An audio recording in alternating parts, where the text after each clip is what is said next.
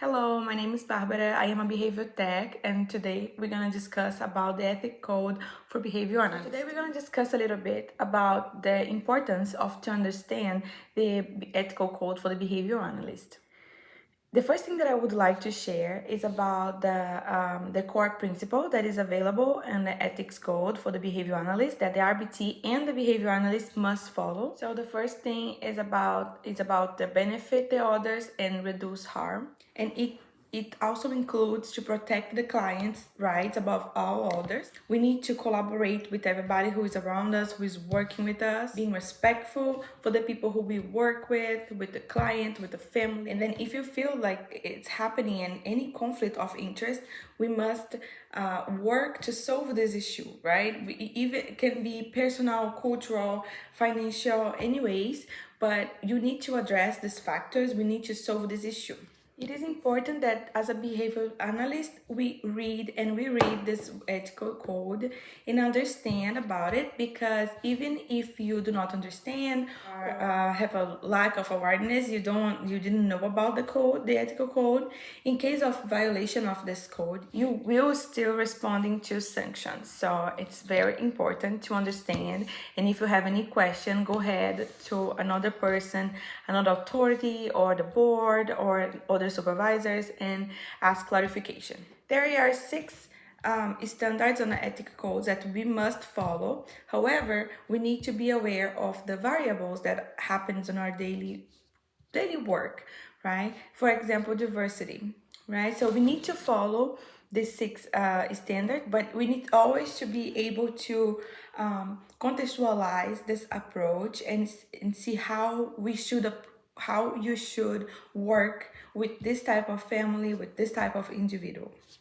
One thing is for everybody, the ethical code still discussing, that is reinforcing that we should always comply with the client's interest, and we also work to maximize desired outcomes and minimize harm.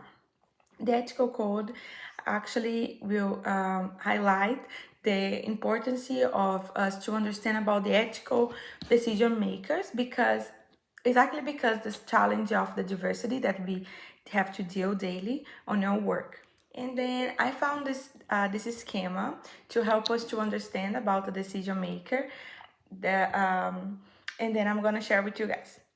So the first thing that we need to do is clarify all the issues, right? So we have to define the issue. What is the potential risk that we are having here for this client, for this family? We need to identify all the relevance for these individuals. And then we have to gather relevant supporting documentation that will explain all this information regarding this issue. We also should consider our personal learning history and biases out of context when we're discussing about ethical issues with the individual. So we have to follow and identify all the core principles and the standards that we are discussing that suffered any ethical violation. We're gonna consult the available resources. So we're gonna try do research, we're gonna try do a decision-making model, we're gonna trust in colleagues, we're gonna talk to other people about it and see if we are doing a good work, a right work. We have to develop several actions to reduce the harm. So we can prioritize the interest of the client always. After you collect all these possible actions that you can have for the client, you might need to selection the one who is more likely to resolve this specific ethical issue, and reduce the likelihood of similar issues in the future.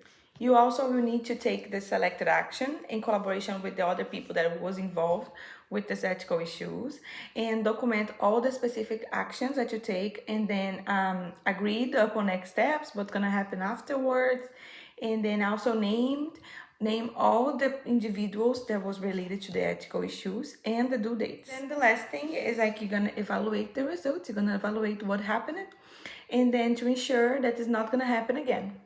That's all for today. Thank you for watching.